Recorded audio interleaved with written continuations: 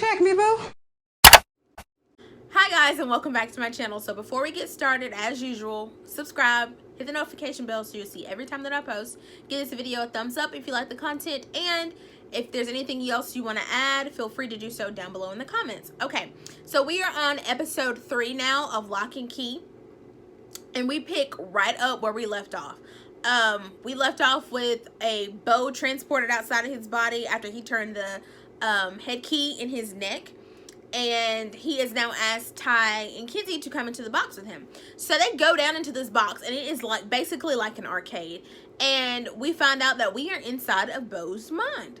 So, there's this table set up with like little like what do you call them, like jack-in-the-boxes or Pop Goes the Weasel type things. But there's a table full of them, and Bo picks up one and he opens it. And they're actually transported inside of a memory. So that table was full of Bo's memories. So they go in, and it is Rendell telling Bo a bedtime story. So the bedtime story that that Rendell is telling Bo,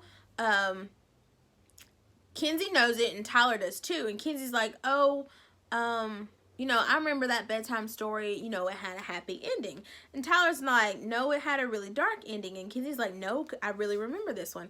But, of course, the memory doesn't last too long because Bo went to sleep, and once he went to sleep, that was the end of the memory, and they were transported back out, just into the box of Bo's mind, the little arcade. So, they come out of the box or whatever, and, Bo then takes the key out of his neck, and he's immediately transported back into his body. He remembers everything, and, side note, let me stop right there. Okay, so you know how Duncan said, I was talking about it in the last episode, where Duncan said he can't remember anything from a specific time. I don't know who, it might have been Rendell for all I know, used the head key on Duncan and took that memory of whatever time span it is that he can't remember. Someone took his memories, that's why he can't remember. So, going back, Tyler and Kinsey fuss with Bo about finding more keys. So Tyler says he thinks that he should keep the key, and Bo's like, no, I should keep it. And they both were like, no, because you've already lost a key. So Kinsey's like, well, Ty will keep the key from the mirror, and then I'm gonna keep this head key. And I'm like, oh, she's gonna, I thought immediately, I was like, oh, she's about to run to her room and use this key, but she didn't run to her room and use the key though. So then this is where Bo tells them, he's like, he tells them, he's like, there's a well lady, she's coming back for the keys, like, and she means business. So they're like, oh, okay, like, we gotta, you know, look out for her. Also, Bo thought he was gonna be able to Bo wanted to do what I wanted to do. Bo wanted to hop right on into Kinsey and Tyler's mind, and they were like, no, no, no, no, no. Speaking of the well lady, she is out Googling a Mark Cho. So at first I was like, who is Mark Cho? But then I seen the house. The house is of the man who stuck that key into his heart in the very first episode and combusted. So I was like, okay, she's about to go to his house. I was like, what is she looking for? So she takes her key, her anywhere key, and she goes to his house. And inside the house, it's full of ashes. Everything's burned. And she actually finds the safe. But when she goes to look in it, there's nothing in it. Now, there are some nosy kids outside who happen to see her. And so she steps outside the house. And she sees that one of the kids has a key. Matter of fact, the key that the man used to stick into his chest around his neck, like it's a necklace. And so she's like, she tells him, oh, with her conniving behind, she's like, I'll show you my key if you show me your key. So he goes over to her, and she shows him her key. So she opens the door to a train station. This woman snatches the key off this boy's neck and pushes him in front of the train.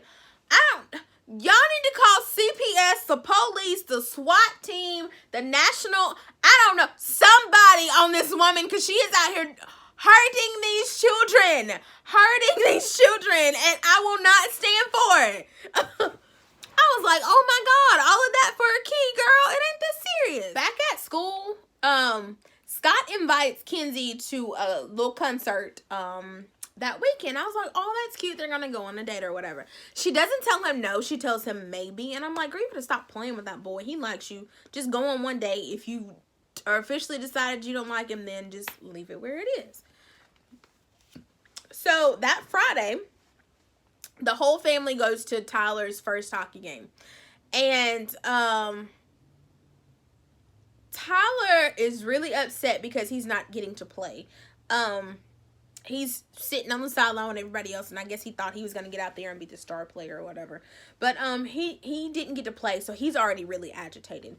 And in this same scene, Kelsey is there, and her mom sends her off to find some friends, but she really doesn't. She's just having a hard time making friends. But the girl Jackie that Tyler likes was nice enough to invite her to come sit with her and her friends. So after the hockey game, Tyler's friend, one of his friends, invites him out, but he's agitated or whatever, and he just wants to go home. But he sees Jackie and he goes over and talks to her. And Jackie tells Tyler that the star player of the other hockey team that was talking to Kelsey, he's like a sleazeball or whatever. So he goes over to Kelsey and I knew it was gonna come. He goes over to Kenzie and asks her if she's okay. Tyler and this guy get into a fight because Tyler's ego is hurt because the guy said something to him about him not playing in the game, honey. So Tyler is on top of the boy, punching him or whatever, and Kenzie's trying to get him to stop. And so Tyler pushes Kenzie on the ground. So they break it up or whatever, and Joe is telling Nina, like, basically, like, he's gonna be in some type of trouble. Like, we'll figure out what to do, but, like, he's gonna, even though he didn't start it, like, he's still gonna have to do, something. And so while he's sitting there, Tyler actually has another flashback, and he's waiting outside of his dad's guidance office, and up comes Sam. So Tyler's sitting there, and he's telling Sam how he missed his curfew, and it just seems like he can never do anything right. He's always getting in trouble. He's always getting lectures, and then Kenzie is like the perfect child in his dad's eyes. And so Sam makes this joke. Sam's like, yeah, I wake up every day wanting to kill my dad. And I was already like, red flag, this boy gonna kill his daddy. And Tyler's like, oh yeah, well, when you kill your dad, kill mine, in a joking way, because he didn't think he was serious. And the way Sam was looking at him, I was like, well, one, look how all that turned out, because he did kill your dad. And two, I'm pretty sure he killed his dad too. So, Lord Jesus. I wonder if Tyler feels guilty about that too. He might be like, oh, I said that in passing as a joke, but he took me seriously. I wonder. Logan, I know his name now. Logan, the guy who saved Tyler at the convenience store, he happens to come up and he just gives Tyler a quick little bit of advice. He was like, do not let the anger consume you. Like, it will eat you alive from the inside out. Like, don't let it get the best of you. So I was like, he needs to take that into consideration, because right now it looks like that's what's happening. The next day, it's Saturday. Kenzie is at the house and she's doing, her artsy girl thing, because she's got this art submission she's got to do in a couple of days or whatever, but she can't really figure out, what to do. And so at the same time, Tyler is doing some chores around the house, as punishment or whatever. And she goes and she talks to him and she's like, you really scared me last night. Like, that wasn't you. Like, you look like somebody completely different. And Tyler, apologizes or whatever. And she tells him, she's like, okay, I've thought about it long and hard. I want to use the head key. And Tyler's like, are you sure? She's like, yeah, but I'm going to do it on my own. And Tyler's like, no, you're not. I'm coming. So they go. And Kenzie going to just go ahead and get it over with. She stuck that key in her neck so quick. I was like, girl. But she stuck the key in her neck. She turned it. And her mind didn't come out in a box like Bo's did. Hers came out in like a mall with stairs that went this way and that way and upside down and everything else. And so they find a map of the mall. And, of course, she wants to go to the store, essentially, that has all of her memories of her dad. So she goes up there and she's going through some of the memories, and in one of the memories she pulls it out and she shows it to Tyler, And it's her dad telling her that same bedtime story. And so she's telling Tyler, she's showing Tyler, like, I told you, like, the story had a happy ending. And so right as they're talking about that, it had a happy ending. And then she remembers Tyler coming in her room and giving her like a stuffed animal or whatever. All of a sudden the scene switches and her memory jumps to the night before back at the school. She sees Tyler punching the guy again, and Tyler's like, I wasn't hitting him that hard. She's like, well, in my mind you were. And then across the way we see something that looks like Kenzie, but it's got like these long like fingers. And I was like, what is going on? I was like, okay. So the thing like disappears. And then Tyler's like, okay, we got to get up out of here. And since they kind of figured out, okay, we can control it, Kenzie's, her mind jumps to back at their house the day that her dad got shot. And so Tyler sees that Kenzie and Bo were hiding down in the basement. And you can hear Sam calling her name. And she tells Tyler, she's like, I could have done something, but I didn't do anything. And at this exact moment, the thing shows up again that looks like Kenzie, and it attacks Tyler. And so this time Kenzie does do something. She stabs it and it goes away. Now before, as soon as they did that, they came straight out of her memories and she took the key out of her neck. Now before I tell you what happens next, I already knew. I was like, okay, there's some part of Kenzie that is afraid of Tyler. So when he asked her, he was like, what was that thing? She was like, that was my fear. Because he was like, why did it only attack me? She was like, that was my fear. So now he knows, like, oh, you're afraid of me? And so he sees that he's hurt, but he leaves her room in a rush because now he knows, like, my sister's afraid of me. Like, what the F? Now, Tyler is in his room, and he's scrolling through Instagram, and he's lurking on Jackie's page, looking at her pictures and stuff. And we go ahead and get a memory from him of that story, same bedtime story.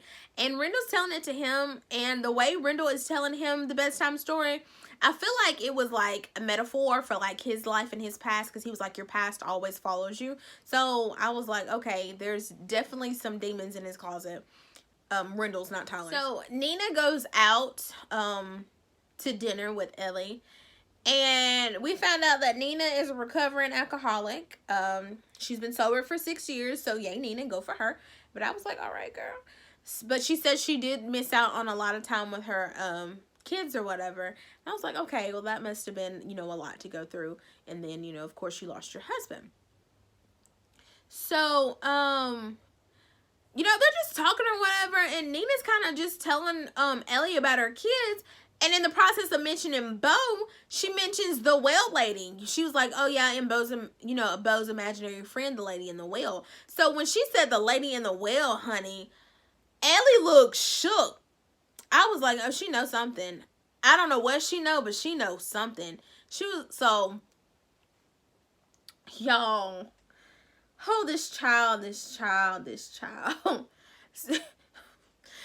Bo is at the house. And he starts to hear whispers. And when he started to hear these whispers, I was like, what if it's like the family members on the, like all the pictures I was like, what if it's all of them like whispering, telling him where these keys are? And right as I said that, he walked into the study and found what I'm gonna call the skull key out of a family member's photo. And I was like, see, I knew it. It was they in there whispering to him.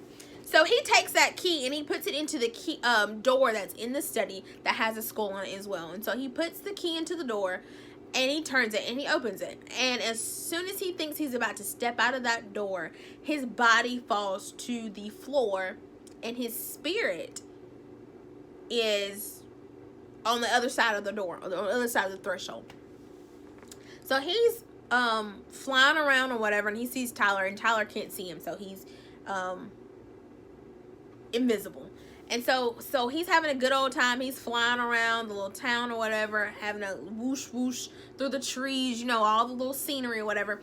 And he actually sees the cave that Ellie was telling Nina about, where they used to hang out at or whatever. He actually sees that cave.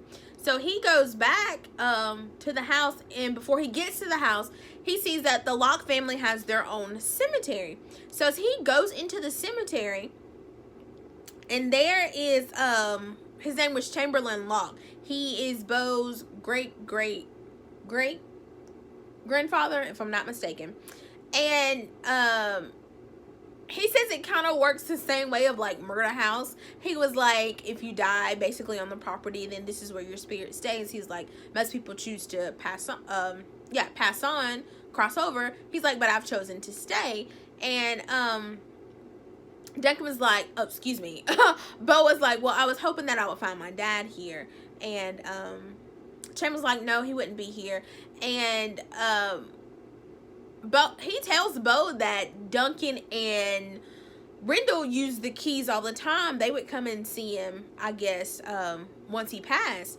And I was like, okay, so they did, like play with these keys. So they do, like Duncan knows what's going on around this house, even though he keeps playing like he don't know nothing. So, Beau takes off back to the house, but in the process, he sees Ellie.